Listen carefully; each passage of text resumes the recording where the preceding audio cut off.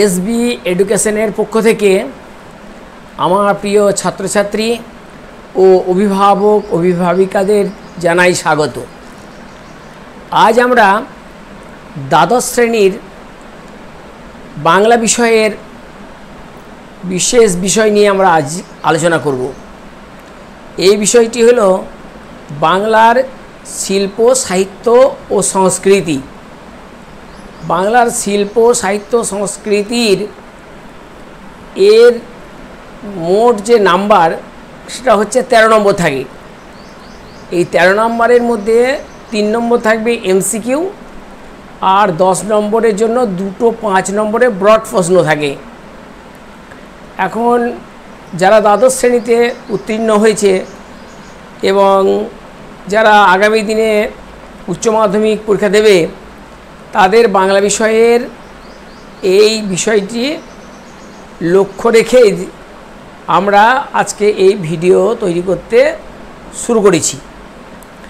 এখন বাংলা শিল্প সাহিত্য সংস্কৃতির এই যে ইতিহাস তাকে 5টি চ্যাপ্টারে ভাগ করা হয়েছে।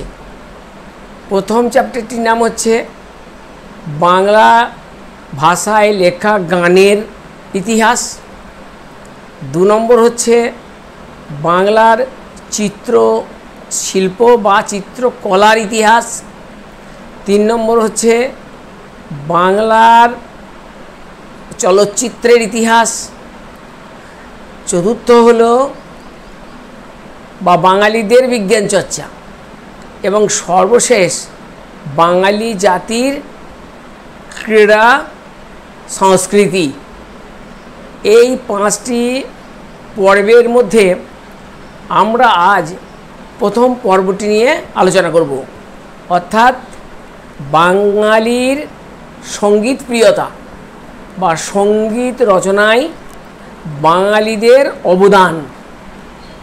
এই বিষয়টি আলোচনা করতে গেলে আমাদের যে ভূমিকা হবে সেটি অনেকটা পিছিয়ে যেতে হবে, কারণ শুধু বাঙালি জাতি নয়, পৃথিবীর যে কোনো জাতি তার যে প্রথম শিল্পকর্ম সেটি কিন্তু এই গানের মধ্যে দিয়েই প্রকাশ পেয়েছে। তাই গানের ইতিহাস বড় প্রাচীন। বাংলা ভাষায় যে সঙ্গীত চর্চা শুরু হয়েছিল বাঙালিদের মধ্যে তার প্রথম প্রকাশ ঘটেছিল যে গ্রন্থের মধ্যে সেটি হচ্ছে চর্যাপদ। সেই চর্যাপদের মধ্যে বাঙালির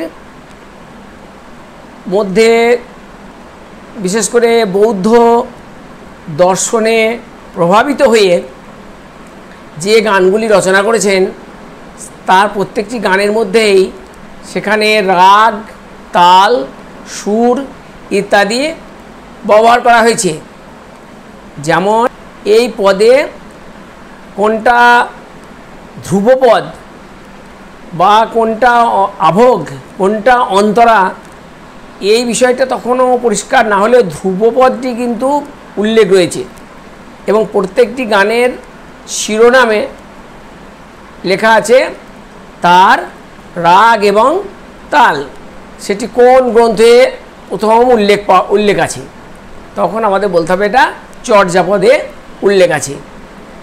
আর গানের সঙ্গে সঙ্গে আরেকটি কথা বিশেষভাবে উল্লেখ করতে হবে, গান শুধু একা যেমন গাওয়া যায় তেমনি গানের সঙ্গে আসে সমবেত মানুষের গান, যাকে আমরা সমবেত সঙ্গীত বলি এখন।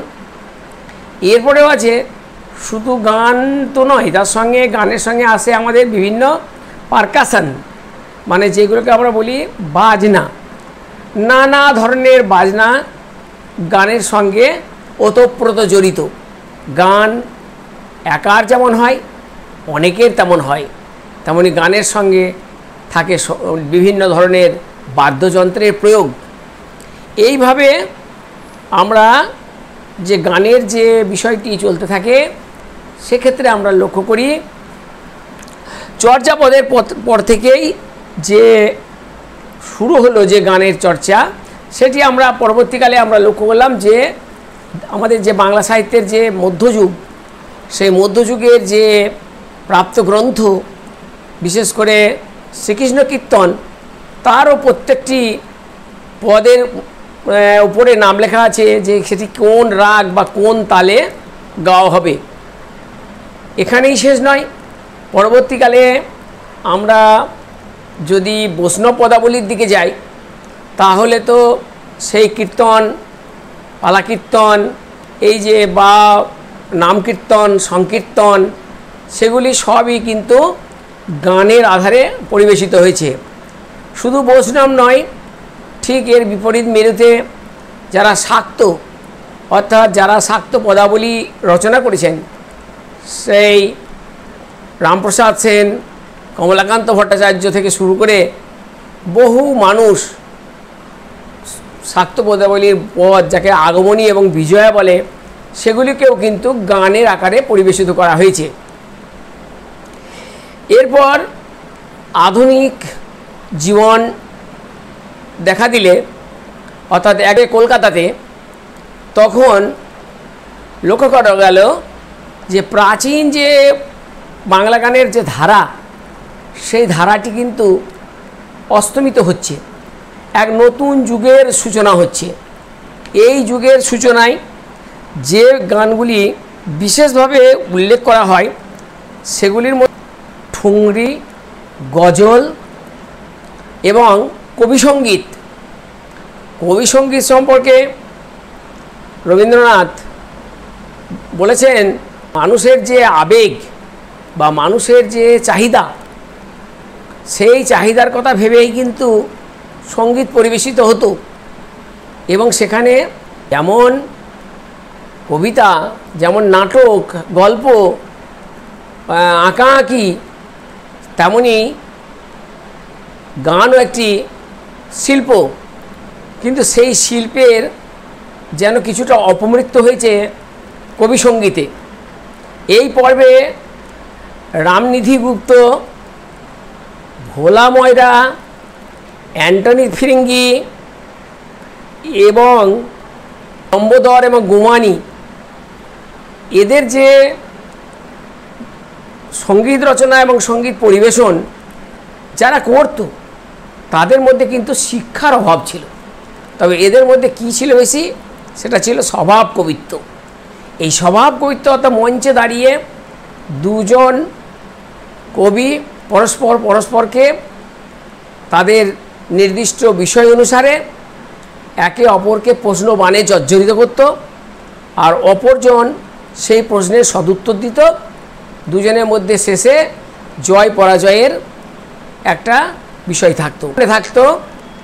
তৎকালীন দিনে ব্রিটিশদের যারা আনুকূল্য লাভ করেছিল, সেই সব মানুষ যারা পরবর্তীকালে বঙ্কিম উপন্যাসে বা বঙ্কিমচন্দ্রের প্রবন্ধে বাবু সম্প্রদায় নামে পরিচিত হয়েছিল, তা সেই সব বাবুরা কী হতো, রবীন্দ্রনাথ বলেছেন কি না, এই গানের মধ্যে তখনকার দিনে মানুষেরা মাত্র দুদণ্ডের আরাম চাহিত। এর মধ্যে যে শিল্প আছে, সেই শিল্পের প্রতি তাদের কোনো দায়িত্ব ছিল না। আর তিনি এই গানকে তুলনা করেছেন, প্রদীপের তেল যখন শেষ হয়ে যায়, তারপর সেই যে গন্ধ, সেই গন্ধের কথাই তিনি কবি সঙ্গীতের মাধ্যমে অনুভব করেছেন। কিন্তু এরপরে বাংলা ভাষায় বা বাংলার যে সঙ্গীতের জগতে এবার এলো নূতন বিষয়। সেই বিষয়গুলির মধ্যে যেটি লক্ষ্য করা যায় যে গানকে প্রধানত দুটো পর্যায়ে ভাগ করা যাচ্ছে। একটা হচ্ছে সঙ্গীত, আরেকটি হচ্ছে লঘু সঙ্গীত। এই ধ্রুপদী সঙ্গীতের মধ্যে আসে খেয়াল, এবং পরবর্তীকালে এই লঘু সঙ্গীতের মধ্যে বহু কবি তারা কিন্তু গান রচনা করেছেন এবং বহু গায়ক সেই গান পরিবেশন করেছেন। পরবর্তীকালে ভারতের স্বাধীনতা যে আন্দোলন, এক ধরনের বিদ্রোহাত্মক সঙ্গীত রচিত ও পরিবেশিত হয়, যাকে আমরা বলেছি এই গানগুলোকে স্বদেশ চেতনার গান, এবং পরবর্তীকালে এটি কি গণসঙ্গীত রূপ নিয়েছে। এবার আমরা গানের যারা মূল পর্বে রয়েছেন তাদের মধ্যে অন্যতম দুজনের আজকে আমরা আলোচনার মধ্যে রাখব। এই দুজনের মধ্যে হলেন স্বয়ং রবীন্দ্রনাথ এবং কাজী নজরুল ইসলাম। তবে এদের পূর্বেও সঙ্গীত রচিত হয়েছে, কিন্তু আমাদের যে উচ্চ মাধ্যমিকে যে প্রশ্নপত্র হবে তাতে এই দুই ব্যক্তিত্বের প্রভাব কিন্তু থাকে। সেই জন্য আমরা প্রথমে রবীন্দ্রনাথের সঙ্গীত চর্চা নিয়ে আলোচনা করছি। রবীন্দ্রনাথের 2232টি, আর আমি এই যে ডাটাগুলো যখন দিই তখন প্রত্যেক ছাত্রছাত্রীকে মনে রাখতে হবে এই ডাটাগুলো কিন্তু পশ্চিমবঙ্গ উচ্চ মাধ্যমিক যে কাউন্সিল একটি প্রদান করেছে ছাত্রছাত্রীদের বিনামূল্যে, তার উপরে ভিত্তি করেই কিন্তু সেই বইটির নাম বাংলা ভাষা ও শিল্প সাহিত্য সংস্কৃতির ইতিহাস। এর প্রথম অংশটি এক্ষেত্রে উল্লেখযোগ্য। তা সেখানে যখন কোনো প্রশ্ন উচ্চ মাধ্যমিকে পড়ে, সে এমসিকিউ হোক বা ব্রড প্রশ্ন হোক, তখন কিন্তু এই বইটির কোন পাতা থেকে কোন পাতা পর্যন্ত ওই প্রশ্নের উত্তর হবে তা কিন্তু ইন্ডিকেট করা থাকে। সুতরাং বাজারের হাজার বই পড়েও কিন্তু তেমন কোনো লাভ হবে না যদি না সরকার প্রদত্ত এই বইটি ভালোভাবে আমরা পাঠ না করি। সুতরাং রবীন্দ্রনাথের কতগুলো গান আছে এ নিয়ে কিন্তু বহু তর্ক বিতর্ক থাকতেই পারে। যখন এমসিকিউয়ে এই প্রশ্ন দেবে যে রবীন্দ্রনাথের গানের সংখ্যা কত, তখন আমরা কিন্তু যদি এই বইয়ের বাইরে চলে যাই তাহলে কিন্তু বহু অপশন চলে আসবে, আর সেটি ভুল বলে প্রমাণিত হবে। কারণ যখন প্রশ্ন সেট আপ হয় তার সঙ্গে উত্তরপত্রও সেট আপ হয়, সেই উত্তরপত্রে কিন্তু লেখা থাকবে অমুক পাতার অমুক প্যারাগ্রাফে এই উত্তরটি আছে। সুতরাং এখানে রয়েছে 2232টি গান। এবার এই 2232টি গান তিনি যে গ্রন্থে সংকলন করেছেন, এটি খুব, এটির নাম গীতবিতান। এই গীতবিতানে এই গানগুলির উল্লেখ আছে। আরেকটি বিষয়, এই গীতবিতানের পরে আরেকটি গ্রন্থের নাম আছে যে সেখানে, সেটির নাম হচ্ছে স্বরবিতান। স্বরবিতান মানে গান রচনা হওয়া, গান পরিবেশন হওয়া, এই দুইয়ের মাঝে থাকে স্বরলিপি, অর্থাৎ গানটিকে কীভাবে গাইতে হবে তার নির্দেশ থাকে এই স্বরলিপিতে।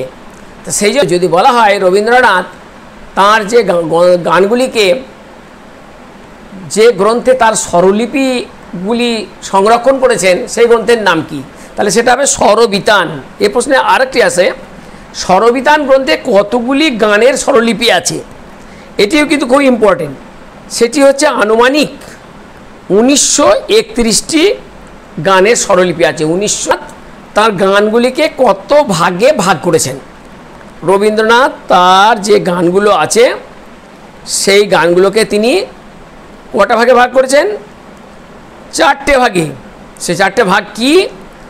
পূজা, প্রেম, স্বদেশ আর প্রকৃতি। এছাড়াও আরেকটি পর্যায় আছে, তাকে বলা হয় বিচিত্র পর্যায়। সুতরাং এই 5টি ভাগে আমরা ভাগ করব রবীন্দ্রনাথের সমস্ত গানকে। তার যা সৃষ্টি, তার সৃষ্টি তো বিশাল, সব মানে সৃষ্টি, সাহিত্য সৃষ্টি বা শিল্প সৃষ্টি, সেটি হচ্ছে বৃহৎ। এবং তার মধ্যে আছে কিনা যে বহুমুখী প্রতিভা, এমন কোনো দিক নেই সাহিত্যের শিল্পের যা তিনি চর্চা করেননি। সুতরাং সেখান থেকে আমাদের সংক্ষিপ্ত আকারে লিখতে হবে। এই গানগুলির মধ্যে আমরা লিখব। প্রথমেই হচ্ছে ধ্রুপদ। এই বিষয়টি কতগুলি আছে? ৭৭টি ধ্রুপদ রচনা করেছেন, ৭৭টি। আর ধামারের হচ্ছে 14টি। এগুলো লক্ষ্য করতে হবে আমার। এরপরে 2 নম্বর আসছে খেয়াল ও ঠুংরি। খেয়াল এবং ঠুংরি, এই যে খেয়াল এর নানা রকমের ভাগ আছে, তার মধ্যে উল্লেখ করা যেতে পারে যে মোট গান হচ্ছে 70টি, আর ঠুংরির মধ্যে আবার ভাঙা গান 2টি। এরপরে আবার আসে মৌলিক যে সৃষ্টির ক্ষেত্রে খেয়াল রচনা করেছেন 55টি। এর আবার তালগুলো আছে, অত আমাদের ডিটেলসে যাওয়ার দরকার নেই। আর রবীন্দ্রনাথ রচিত মৌলিক ঠুংরির সংখ্যা মাত্র 2টি, এবং এরা পরকে আপন করে, এই যে গানটি। এবার এই ধরনের গানে রবীন্দ্রনাথ সচরাচর ব্যবহার করেছেন যে তাল, সে তালগুলি 2-1টি উল্লেখ অন্তত করতেই হবে। ত্রিতাল, ঝাঁপতাল, একতাল ইত্যাদি। এরপর আসবে 3 নম্বরে টপ্পা। আসতেই পারে যে হিন্দি টপ্পার অনুসরণে 14টি এবং নিজস্ব শৈলীতে 25টি রচনা করেছেন। এর সঙ্গে একটি উল্লেখযোগ্য টপ্পার উদাহরণ দেব আমরা, সার্থক জনম আমার বা অন্ধজনে দেহ আলো। এরপর আসছে 4 নম্বরে লোকসঙ্গীত। লোকসঙ্গীতে এই যে সংখ্যাটার থেকে যেটি দরকার, লোকসঙ্গীত কেমন রচনা করেছেন তার মধ্যে একটু আমরা উল্লেখ করে দেবো এরকম। সেটার মধ্যে আবার সুর আছে, কোথাও কীর্তনের সুর, কোথাও আবার রামপ্রসাদী সুর, অর্থাৎ সেই যে পূর্বে যে উল্লেখ করলাম শাক্তপদাবলীর যে সুর, সেই সুরে তিনি রচিত করেছেন লোকসঙ্গীত। এর মধ্যে উল্লেখযোগ্য হচ্ছে গিয়ে আমরা লিখি যেটা মেঘের কোলে কোলে বা পাগলা হাওয়ার বাদল দিনে, আর যেটি ভাটিয়ালি সুরে করেছে সেটি হচ্ছে গিয়ে ওরে বকুল পারুল। এরপর আসছে ভাঙা গান। 5 নম্বরে আসবে ভাঙা গান। সেই ভাঙা গানগুলি হলো শুধু হিন্দি গানই নয়, ভারতবর্ষের প্রাদেশিক সুর পাশ্চাত্য সঙ্গীত থেকে অনুপ্রাণিত হয়ে রবীন্দ্রনাথ বহু গান রচনা করেছেন, এবং সেই গানগুলির মধ্যে একটি উল্লেখ করা যেতে পারে, বেশি উল্লেখ করার দরকার নেই। এরকম একটি গানে আমরা বিশেষ করে বলতে পারি যে তার যে নাটকগুলো আছে, যে গীতিনাট্য নৃত্যনাট্য যেগুলো আছে, তার মধ্যে সবথেকে উল্লেখযোগ্য যেটা কালমৃগয়া এবং বাল্মীকি প্রতিভা, সেখানে এই ধরনের গান কিন্তু সংযোজন করা হয়েছে। এটা বললেই আমাদের যথেষ্ট। এই গানের মধ্যে একটি আমরা বলবো, সেটা হচ্ছে পুরনো সেই দিনের কথা, খুব পরিচিত গান এটা। এই গানটির নাম উল্লেখ করতেই পারে। এরপর আসছে 6 নম্বরে আধ্যাত্মিক সঙ্গীত, অর্থাৎ ঈশ্বর সম্পর্কীয়। আমরা জানি রবীন্দ্রনাথ ধর্মের দিক দিয়ে ওনারা ছিলেন ব্রাহ্ম। সেই ব্রাহ্ম যে বিষয়টি, অর্থাৎ এরা অপৌতলিক, সে অপৌতলিক হওয়ার জন্য তাদের যে এই গানের সংখ্যা কিন্তু অনেকটা বেশি। এই যে যেটা আধ্যাত্মিক সঙ্গীত, এটার সংখ্যা প্রায় 650। এর মধ্যে এই গানটি খুবই পরিচিত। সেই পরিচিত গানগুলিকেই আন্ডারলাইন করে রাখতে হবে। এই লোভিনু সঙ্গতব, অথবা আমার সকল রসের ধারা, এইটুকু লিখলেই হবে, গোটা গানের লেখার দরকার নেই। 4-5টি শব্দ একটি গানের উল্লেখ করলেই যথেষ্ট। এরপর আসবে প্রেম সম্পর্কিত বা প্রেম সঙ্গীত। এই প্রেম সঙ্গীতের সংখ্যাও প্রচুর, সেটাও 450। তাহলে আধ্যাত্মিক সঙ্গীত হলো 650, প্রেম সঙ্গীত হলো 450। তার মধ্যে উল্লেখযোগ্য যে গানটি একেবারে সকলের প্রায় মুখে মুখে ফেরে, আমি তোমারই সঙ্গে বেঁধেছি আমার প্রাণ, বা একদা তুমি প্রিয়ে, বা এটিও আমরা খুব শুনতে পাই সহজেই, সেদিন আমায় বলেছিলে। প্রীতি বিষয়ক গান, এর সংখ্যাটা লিখতে হবে 115টি, এবং এই সব ঋতু নিয়েই তার গান আছে। এই গানগুলি শীত, বর্ষা, হেমন্ত, শরৎ, গ্রীষ্ম ইত্যাদিতে রয়েছে। তার মধ্যে আমরা শরৎ তোমার অরুণ আলোর অঞ্জলি ইত্যাদি। এছাড়াও এবার যে গানটি রবীন্দ্রনাথ যার জন্য বিখ্যাত সেটি হচ্ছে দেশাত্মবোধক গান। এই দেশাত্মবোধক গানের সংখ্যা তার প্রায় 62টি। এই 62টি গানের মধ্যে বিখ্যাত যে গানটি, যেটি আমাদের জাতীয় সঙ্গীত এবং নগণ মন অধিনায়ক। সুতরাং আমরা যদি দেশের পর আছে ভানু সিংহ পদবলী। ভানু সিংহ ঠাকুর তিনি অল্প বয়সে তার ছদ্মনাম গ্রহণ করেছিলেন। আর এই বিষয়ে তিনি রাধাকৃষ্ণ যে লীলা, অর্থাৎ এই গানগুলির মধ্যে বিখ্যাত হচ্ছে আজু সখী মোহু মোহু, আজু সখী মোহু মোহু। এরপর আসছে আনুষ্ঠানিক সঙ্গীত। আনুষ্ঠানিক মানে তিনি যে বিশ্বভারতীতে যে শান্তিনিকেতনে যে আশ্রমিক যে বিষয়টা ছিল বা এখনও আছে, সে আশ্রমের নানা অনুষ্ঠানের জন্য তিনি যে গানগুলো রচনা করেছেন তাকে আমাদের মধ্যে উল্লেখ করে। যেমন আমরা যদি বলি যে জন্মদিন উপলক্ষে তিনি বারবার যে একটা জন্মদিন তার যখন যাপন হতো তা সেদিন তিনি গান রচনা করে বা কবিতা রচনা করে সেই দিনটি কাটাতেন। আর সেই গানগুলির মধ্যে বিখ্যাত গান একটা, হে নূতন দেখা দিক আর বার, বা আমরা কবিতার মধ্যেও পড়েছি চিরনূতন রে দিল ডাক 25শে বৈশাখ। এই হচ্ছে গিয়ে আনুষ্ঠানিক। এছাড়াও অন্যান্য অনুষ্ঠানের ক্ষেত্রেও বিশেষ করে বর্ষা যাপন, বৃক্ষরোপণ ইত্যাদির উপরেও গান রচনা করেছেন।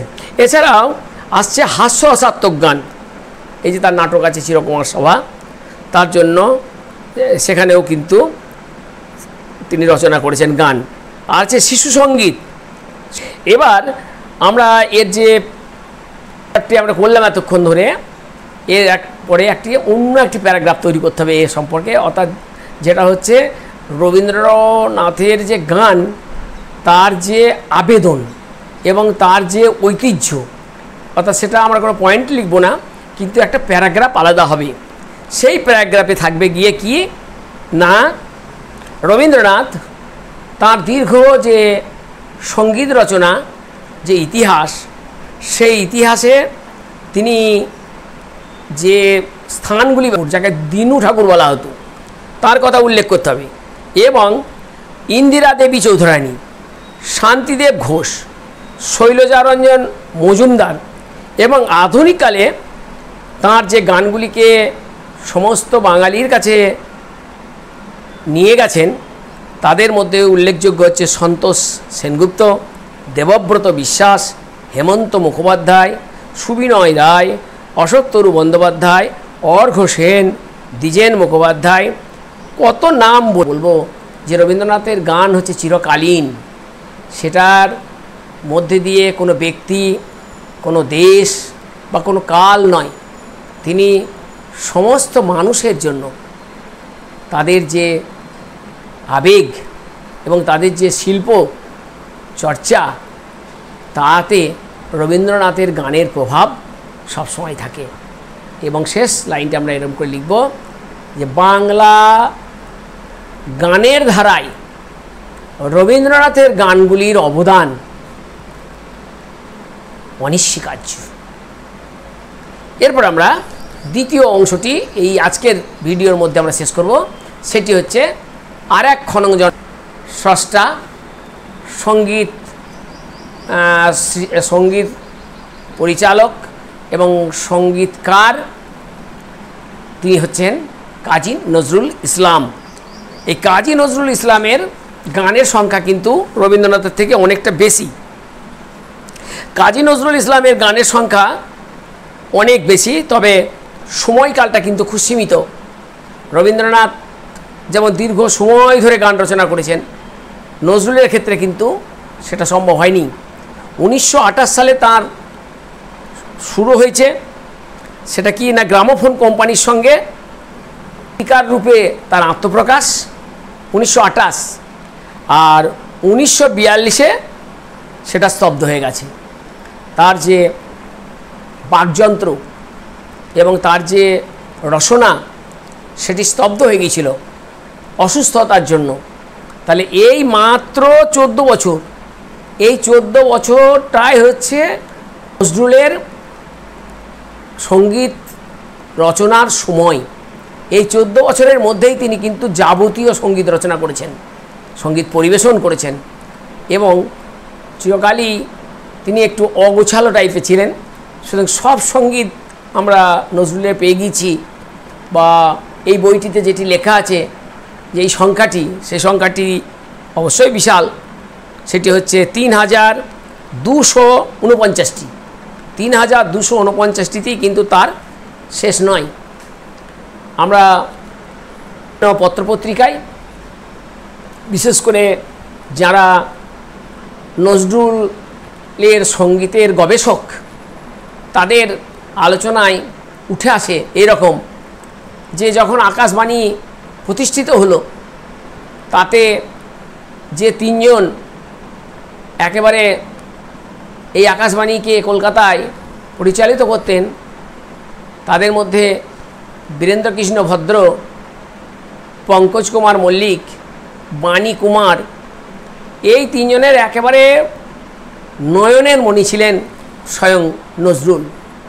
এবং নজরুলকে এই আকাশবাণীর সঙ্গে ওতপ্রোতভাবে জড়িয়ে নিয়েছিলেন।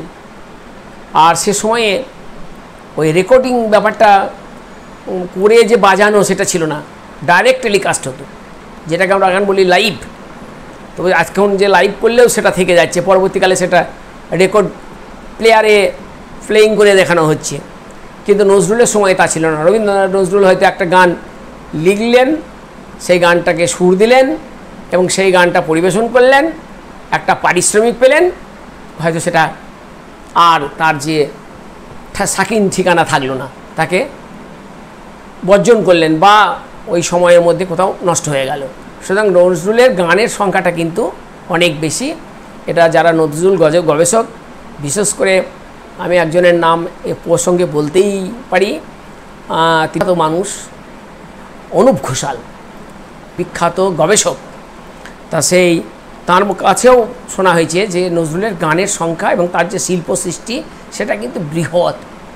তবে আমাদের সবসময় মনে রাখতে হবে সময়কাল মাত্র 14 বছর, 1928 থেকে 1942। এবার আসবো আমরা নজরুলের গানগুলির যে বিভাগ। নজরুলের গানের প্রথম পর্যায়টির নাম হবে প্রেম ও প্রকৃতি। এর মধ্যে বিখ্যাত গান মোর প্রিয়া হবে এসরানী, দেব খোপায় তারার ফুল।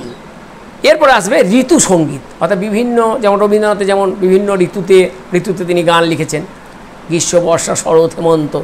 তা সেই রকম তিনি ঋতুর গানও লিখেছেন। যেমন বিখ্যাত গান হচ্ছে গিয়ে গ্রীষ্মকালের জন্য তিনি লিখেছেন নিধাগের খরতাপে, বা বর্ষা ঋতুর জন্য তিনি লিখেছেন যে এলো বিজয়ীর সাজে। আর তৃতীয় পর্যায়টি হচ্ছে রাগাশ্রয়ী, যেটাকে আমরা বলি ধ্রুপদী সঙ্গীত। সেই ধ্রুপদী সঙ্গীতের মধ্যে তার কিন্তু অসংখ্য গান আছে। এই ধ্রুপদী সঙ্গীত এর মধ্যে বিখ্যাত গান হচ্ছে যেটা আমরা বলি রামকেলি ঠুংরি বা ঠুংরি, সেটাতে হচ্ছে ভোরের হাওয়া এলে, বা আমরা বলতে পারি এরকম যে দোলন চাপা বনে দোলে। এছাড়াও তার মেঘ মেদুর বরসাই, জয় জয়ন্তী, এ সমস্ত তিনি গান রচনা করেছেন, যেগুলো হচ্ছে রাগাশ্রয়ী। এরপর আসবে তার বিখ্যাত একটি পর্যায়, সেটি হচ্ছে গজল, যা রবীন্দ্রনাথের মধ্যে আমরা দেখিনি। গজল এটি হচ্ছে মধ্যপ্রাচ্যের গজল, অর্থাৎ আরবি ফার্সি শব্দ ব্যবহারের এই গান রচিত হয়েছে। এবং এই গজলে নজরুল কিন্তু অসাধ্য সাধন করেছেন। এই গজলগুলি রসসিদ্ধ হয়েছিল। তার বিখ্যাত যে গজলের মধ্যে একটি হলো এইটি, সবাই প্রায় প্রত্যেকেই প্রায় জানে, বাঙালি মাত্রই হয়তো প্রায় কণ্ঠস্থ আছে, যে বাগিচায় বুলবুলি তুই, বা গুল বাগিচায় বুলবুলি আমি। এইগুলো হচ্ছে গিয়ে তার গজল। এরপর আসছে ইসলামী গান। যেহেতু তিনি ইসলাম ধর্মের মানুষ ছিলেন, তবে তাকে কোনো একটা ধর্মের মধ্যে কিন্তু সীমাবদ্ধ করা যায় না। নজরুল ওই ধর্ম, বর্ণ, দেশ ভাষা এর বাইরে গেছেন, তা সেই তবুও তিনি ইসলাম মেয়েদের জন্য তিনি বেশ কিছু রচনা করেছেন গান। এর মধ্যে একটি নাম তোমাদের বলেই দিতে হবে, যে এরকম আল্লাহ নামের বীজ বুনেছি, এছাড়াও নাম মোহাম্মদ বলো রে মন, নাম আহমদ বল, এরকম করে দুটো উল্লেখ করতে হবে। এছাড়া ভক্তিগীতি, যেটা তার অজস্র রচনা। ভক্তিগীতির মধ্যে যে শ্যামা সঙ্গীত, সেটি কিন্তু বিখ্যাত, এবং আমরা শুনেছি যে রবীন্দ্রনাথের যে থেকেও তিনি এই বিষয়ের গানে কিন্তু একেবারে শ্রেষ্ঠত্ব অর্জন করেছেন, এবং একজন মুসলমান হয়ে বা ইসলাম ধর্মের মানুষ হয়ে তিনি যেভাবে এই যে শ্যামা সঙ্গীত পরিবেশন করেছেন তা কিন্তু যথেষ্ট উল্লেখের দাবি রাখে। এগুলোকে আমরা ভক্তিগীতি বলেও আমরা উল্লেখ করতে পারি। যেমন শ্যামা বড় লাজুক মেয়ে, শ্যামা মানে মা কালী, আর এই গানটি বিশেষ করে সকলেরই প্রায় মনে থাকবে, বল রে যাব বল কোন সাধনায় পেলি রে তুই, শ্যামা মায়ের চরণতল। সুতরাং এখানে প্রচুর গান আছে এই বিষয়ে।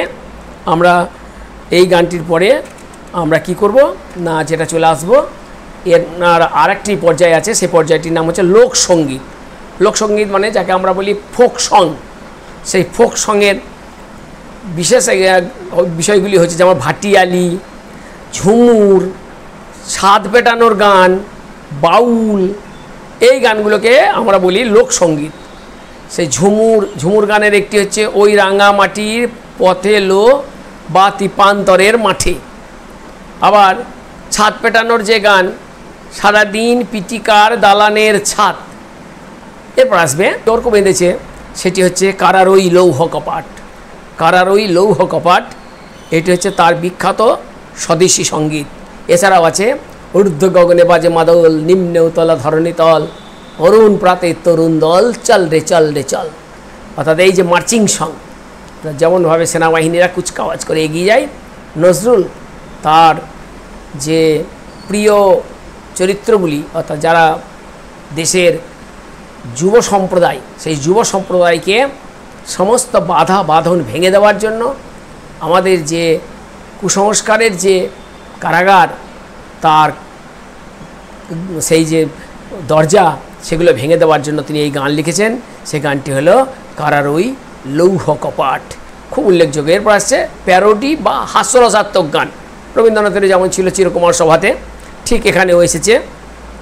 সেটা হলো আমার হরিনামের রুচি কারণ পরিণামে লুচি, খুব বিখ্যাত ব্যাপার।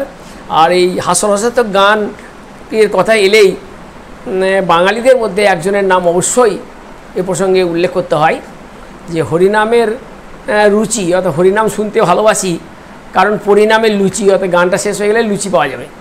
ঠিক এমনই একজন বিখ্যাত এবং সদ্য প্রয়াত রামকুমার চট্টোপাধ্যায়, তিনি কিন্তু এইভাবে সেটা তিনি ওই টপ্পা, ঠুংরি ইত্যাদি সুরে তিনি কিন্তু এইভাবে হাস্যরসাত্মক গান পরিবেশন করেছেন। এবং এরপর আছে হিন্দি গান। তিনি কিছু হিন্দি গানের বিষয়টি রচনা করেছেন। সেই গানগুলির মধ্যে পরদেশি আয়া হুঁ দরিয়া কে পার, অজস্র। নজরুলের গানের পরিমাণ যেমন যত, তার যে তত ভ্যারাইটিসও তত। সুতরাং এবার এসে নূতন তালের গান। এই অর্থাৎ কত মাত্রা, যেখানে মাত্রাগুলোর সংখ্যা হেরফের হচ্ছে, কোথাও 18 মাত্রা, কোথাও 20 মাত্রা, কোথাও 16 মাত্রা, কোথাও 7 মাত্রা, এইভাবে মাত্রা দিয়ে যে গানগুলো হচ্ছে, সেই তার মধ্যে সবসময় উল্লেখ করতে হবে এমন দরকার নেই, তবু এটা বলে রাখি, আজ ফাল্গুনে বকুল কিংসুকের বনে, এটা। এছাড়াও আসছে প্রভাবিত গান, অর্থাৎ দেশ বিদেশের যে সমস্ত সঙ্গীতের প্রভাব এবং প্রাদেশিক যে প্রভাব, তার উপরেও তার প্রচুর গান আছে। এরপর আসবে গীতিনাট্য ও গীতি আলেখ্য। এই গীতি আলেখ্য বা গীতিনাট্যতে, অর্থাৎ কোনো নাটকের আলোচনায় বা সমস্ত নজরুলের গানগুলোকে নিয়ে যখন কোনো একটা কোলাজ তৈরি হয়, তখন সাধারণত এই ধরনের গান ব্যবহার হয়। এই যেমন তার মধ্যে হচ্ছে আলিয়া, মধুমালা, বনের রোদ বেদে ইত্যাদি। এরপর আছে চলচ্চিত্র অর্থাৎ সিনেমাতে যে সমস্ত গানগুলো তার সংযোজিত হয়েছে, বিশেষ করে সবাক যুগে। সেই সবাক যুগে, কারণ অবাক যুগে তো গান দিয়ে তো কোনো লাভ হতো না, সবাক যুগেই তার গানগুলো ব্যবহার করা হয়েছে। এবং সেই সিনেমাগুলির দু একটা উল্লেখ করা যেতে পারে, সেটা ওই পাতালপুরি, ধূপছায়া, গোড়া ইত্যাদির মতো আজকেও আমরা আলোচনা করতে পারি যে এই যুগেও A.R. রহমান তার গানকে কিন্তু আধুনিককালে পরিবেশন করেছেন। সুতরাং আজও নজরুলের যে গান, সে গানের কিন্তু পরিবেশন চলছে। এইবার আমরা আসব যে প্যারাগ্রাফটা তৈরি হলো তার যে অন্তিম যে অংশটা, অর্থাৎ এই যে অবদান, এত যে গান রচনা করে, এতক্ষণ তো আমরা উপমা উদাহরণ দিয়ে গেলাম। এইবার আসবে যে প্যারাগ্রাফটা, অর্থাৎ শেষ যে পরিচ্ছেদটা, সেটা হচ্ছে নজরুলের গানের অবদান। সেই অবদান পর্যায়ে আমরা কি লিখব, যে মাত্র 14 বছর তিনি এই সঙ্গীত সৃজনে যুক্ত ছিলেন এবং সেখানে তিনি অজস্র গান রচনা করেছেন। শুধু অজস্র গান রচনা করেছেন তাই নয়, সেই গানগুলিতে তিনি অজস্র ভাবনা চিন্তাকে তিনি তুলে ধরেছেন। বিশেষ করে তার যে গানের মধ্যে যে দেশপ্রেম এবং যুবশক্তির প্রতি তার যে আস্থা, ভারতের স্বাধীনতার জন্য তার যে ইচ্ছা, অদম্য ইচ্ছা, সেগুলো তিনি সবই তার গানের মধ্যে দিয়ে তুলে ধরেছেন। এবং সেই গান, নজরুলের গান, স্বাধীনতার সময়ে যেমনভাবে সেটি তখনকার দিনের সময়ে প্রয়োজনীয় ছিল, আজও কিন্তু সেটা অপ্রয়োজনীয় হয়ে ওঠেনি, আজও সেটা প্রয়োজনীয়। যদিও নজরুল তাঁর বিখ্যাত কবিতা, সেটির নাম ছিল গিয়ে আমার কৈফিয়ত, সে আমার কৈফিয়তে তিনি বলেছিলেন যে আমি ভবিষ্যতের আমি নবী হতে চাই না, বা আমি চিরকালের কবি হতে চাই না, আমি হুজুগের কবি। তা সেই হুজুগের কবি শুধু হুজুগের কবি নয়, তিনি হুজুগের গান রচয়িতা হলেও তার গানের যে আকর্ষণ এবং তার গানের যে প্রভাব, সেটা আধুনিক কালেও যথেষ্ট রয়েছে। অর্থাৎ এখন আমরা এবার এখান থেকে কতগুলো MCQ এর প্রশ্ন আলোচনা করব। আমরা যতটা আলোচনা করলাম তার মধ্যে থেকে, এর মধ্যে MCQ এর প্রশ্নগুলোকে আমি SCQ টাইপেরই করে দিচ্ছি। এগুলো MCQ মানে 4টা করে থাকবে। যেমন বাঙালির আদি গানের সন্ধান কোথায় পাওয়া যায়, চর্যাপদে আমি আলোচনা করেছি। খেয়াল শব্দের অর্থ কী, যেটা থাকবে এটা বুঝে নিতে হবে। 4টে অপশান থাকবে। খেয়াল বলে খেয়ালি মানুষ, কখন কী করে তার ঠিক নেই। তারপর হচ্ছে প্রথম স্বদেশী সঙ্গীত কোনটি, সেটি হচ্ছে হেমচন্দ্র বন্দ্যোপাধ্যায়ের ভারত সঙ্গীত। রবীন্দ্রনাথের একটি ভাটিয়ালি সঙ্গীতের নাম উল্লেখ করো, সেটা দেবে 4টে গানের নাম দেবে। তার মধ্যে তোমরা এটা যদি থাকে গ্রাম ছাড়া ওই রাঙামাটির পথ। এছাড়া রবীন্দ্রনাথের সঙ্গীতকে স্বরলিপিবদ্ধ কে করেছিলেন, বা তাকে বলতেন যে তিনি আমার গানের ভাণ্ডারী, তিনি হচ্ছেন দীনেন্দ্রনাথ ঠাকুর বা দীনু ঠাকুর। এরপর আসবে কবি নাম কি, চারণ কবি, তার নাম হচ্ছে মুকুন্দ দাস, চারণ কবি মুকুন্দ দাস। এই চারণ কবির প্রকৃত নাম কি ছিল, চারণ কবির প্রকৃত নাম ছিল যজ্ঞেশ্বর দে। এরপর আসবে বাংলায় সর্বপ্রথম ধ্রুপদ রচনা কে করেছিলেন, রামশঙ্কর ভট্টাচার্য। ধ্রুপদ। ঢপ শব্দের অর্থ কী, ঢপ শব্দের অর্থ ষষ্ঠব, শুদ্ধ ষষ্ঠব সম্পন্ন। চর্যার যুগে সঙ্গীতের অঙ্গ কী ছিল, কটা ছিল, চর্যাপদ, আমি যে কথাটা বলে গিয়েছিলাম, চর্যাপদের সঙ্গীতের অঙ্গ ছিল 6টি। এছাড়াও আছে শ্রীকৃষ্ণ কীর্তনের কথা আমি উল্লেখ করেছি, সেই শ্রীকৃষ্ণ কীর্তনে ব্যবহৃত রাগরাগিনীর সংখ্যা কত ছিল, 32টা। চর্যাপদের 6টা, শ্রীকৃষ্ণ কীর্তনে 32টা। কীর্তনের ভাগগুলি কি কি, কীর্তনের ভাগ হচ্ছে নাম কীর্তন বা সংকীর্তন এবং লীলা কীর্তন বা রসকীর্তন, অর্থাৎ 2টো ভাগ, পালা কীর্তন আর নাম কীর্তন। লহর শব্দের অর্থ কী, লহর হচ্ছে হাস্যরসাত্মক গান, লহর মানে হাস্যরসাত্মক, বা আমরা বলতে পারি বিউমার হাস্যরসের শ্রেষ্ঠ উপাদান। এরপর আছে পাঁচালী গানে প্রথম শাস্ত্রীয় রাগ ও তালের ব্যবহার কে করেছিলেন? পাঁচান্ত বিশ্বাস। যাত্রা শব্দের অর্থ কী বা জাত 1 নম্বর। আর পাওয়া যায় কৌটিল্যের অর্থশাস্ত্রে। বাংলায় খেয়াল চর্চার সূত্রপাত কার হাত দিয়ে হয়েছিল? রঘুনাথ রায়। রূপচাঁদ পক্ষীর প্রকৃত নাম কি? রূপচাঁদ। এছাড়া বলবে পক্ষী দলের প্রতিষ্ঠাতা কে? শিবচন্দ্র ঠাকুর। বলো বলো বলো সবে, এটা আমরা প্রসাদ সেনের। এরপর আসবে যে নজরুল তার যে গ্রামোফোনের সঙ্গে যে তার যোগ সেটা কত সালে হয়েছিল? আমি বারবার উল্লেখ করেছি 1928 সাল। এবং গ্রামোফোনের সঙ্গে তার যে গানের ব্যাপারে যে সম্পর্ক ছেদ সেটা হয়েছিল 1942 সালে। কেন না তার শারীরিক অসুস্থতা। এই পর্যন্ত। এবং আমরা বলতে পারি যে নজরুলের 2-একটা গান তুলে দিতে পারে। এটা কোন পর্যায়ের গান? যেমন বল রে জবা বল, নজরুল এটাকে বলতে হবে আমাদের ভক্তিমূলক গান বা শ্যামাসঙ্গীতের গান, বা কারার ওই লৌহ কপাট দেশাত্মবোধক গান, বা এই ধরনের রবীন্দ্রনাথের এবং নজরুলের গানের আমাদের সংখ্যা দিতে হবে। এবং সবথেকে বড় কথা হচ্ছে যে নজরুলের গান করে যারা বিখ্যাত হয়েছেন এমন 2 জন শিল্পী বা 3 জন শিল্পী নাম উল্লেখ করো। হয়তো সেখানে বা যখন আমাদের অপশন দেবে সেখানে টিক দিতে হবে। বিশেষ করে বলে দিয়েছি যে অনুপ ঘোষাল নজরুলের গানের তিনি একেবারে গবেষক, গায়ক এবং গবেষক। এইভাবে আমরা আজকে বাংলা গানের একটি ধারা আলোচনা করলাম এবং সেই ধারায় রবীন্দ্রনাথ এবং নজরুলের যে অবদান সেটা আমরা আলোচনা করলাম। এবং সকলকে আর একবার শুভেচ্ছা জানিয়ে শেষ করছি। ভালো থাকবে।